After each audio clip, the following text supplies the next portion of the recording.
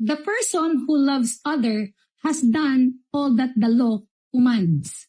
Ang taong kayang magmahal ay kayang sundin ang lahat ng kagustuhan ng Diyos. Pakinggan nyo. The law say, you must not commit adultery. So susunod ka sa Diyos. Kasi ang pagsunod sa Diyos ay pagmamahal. That is the law. You must not commit adultery. That is love. Because the law is Christ. You must not murder anyone. Hindi ka papatay. Tandaan nyo, mga kapatid, ang pagpatay po ay hindi lamang pagsaksak, pagbaril, pagbunggo, or kung ano man. Ang pag-murder is also hating your brother and sister in Christ. Kapag hindi mo tanggap ang daladala nilang salita at ayaw mong tanggapin sila as your brother and sister sa paniniwala sa Panginoon, anong sabi sa 1 John? You know that hating your brother and sister is also a murderer.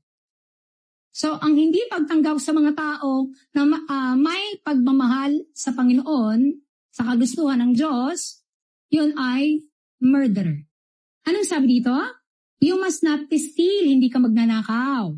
You must not want what belongs to someone else. Hindi ka mang-aangkin na hindi para sa'yo. All these commands and all other commands are really only one rule. Love your neighbor as the same love yourself. Mga kapatid, gets nyo?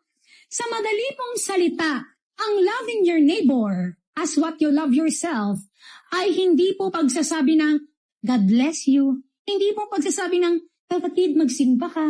Ang pagmamahal sa iyong neighbor ay pagsunod sa batas ng Diyos. Ano yon? Pag boyfriend mo yan, hindi ka pwedeng mag-commit ng adultery. Kasi loving your neighbor as what you love yourself.